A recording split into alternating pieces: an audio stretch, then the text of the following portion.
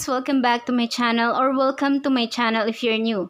So for today's tutorial guys, ay tuturuan ko kayo kung paano nga ba kayo makakapag-sign up at makakapag-redeem ng inyong points sa inyong Gigalife para makapag-claim kayo ng load. So kung handa nyo nang malaman, just keep on watching.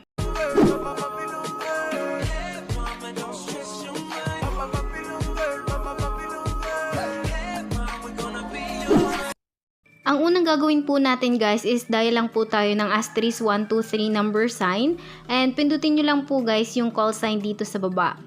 And after that guys, ganito po yung lalabas. And as you can see here guys, is meron akong balance na 1 pesos. And yung gigapoints ko naman is 1.99. And ito guys, take note lang po na dapat po ay meron po tayong 50 minimum points para po makapag-redeem tayo. And ayun guys, kung makikita ninyo na ang gigapoints ko is 1.99 lang, it doesn't matter naman po kasi guys, yung process naman yung ipapakita ko sa inyo. And kaka-redeem lang guys ng ate ko. So, I assure you guys na legit to. So, now guys, proceed na po tayo sa ating tutorial. So, punta lang tayo guys sa ating Play Store and download po tayo ng Gigalife app.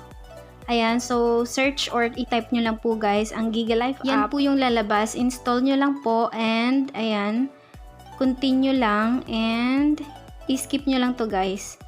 Ayan, then automatic po mag-install na siya and wait nyo na lang po guys ng seconds or minutes na mag-install na siya. And after that guys, kapag ka na-install nyo na siya, so i-open nyo na po guys yung Gigalife app ninyo.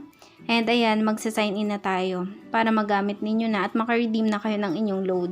So pindutin nyo lang yan guys and continue. Ayan, continue lang po natin and ayan, continue natin ulit.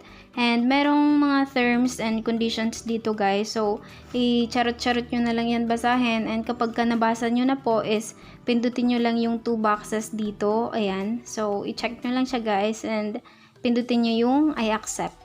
Okay. So, i-accept na po natin. Ayan, dadalhin tayo dito guys. And as you can see here guys, meron akong load dito. And yung points niya nandyan din. Diba guys, may makikita kayo dyan guys na parang regalo or gift sa upper right side na kulay blue. So, pindutin lang po natin yan guys. And ganito yung makikita ninyo. May mababasa kayo dyan guys sa baba na sign up. So, pindutin lang po natin guys yung sign up.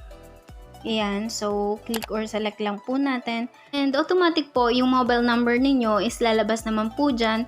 And then siya guys, ngayon create na po kayo ng inyong password. And kayo na guys yung bahala kung anong password ang ilalagay ninyo. And make sure lang po na kapag gumawa kayo ng password is ilalagay nyo na siya sa inyong notebook or sa inyong papel, as well as guys, pwede din naman sa inyong cellphone para at least po hindi nyo po makalimutan ng inyong password para kapag ka nag-login na po kayo is hindi nyo na po makakalimutan kung ano nga ba yung password niyo. So, ayan siya guys, and after nyan, kapag ka okay na po yung password niyo is pindutin nyo na guys yung sign up. And ayan, automatic magsisend sa inyo si Gigalife ng password or PIN number. So, ayan siya guys.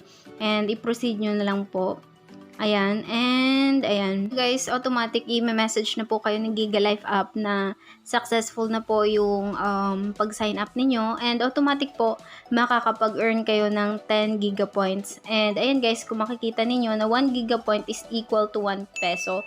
So, ibig sabihin kapag may 50 pesos ka na guys, is pwede ka na makapag-load. Okay po? Na gamit ang inyong points. So, ayun siya guys. Ngayon naman, ituturo ko na sa inyo kung paano po ninyo mari-redeem or makiklaim ang inyong load gamit po ang inyong gigapoints. So, ayun siya guys. Scroll down lang po natin. And, ayun siya guys. Kapag halimbawa may lumabas na ganito, so i-X nyo lang po muna.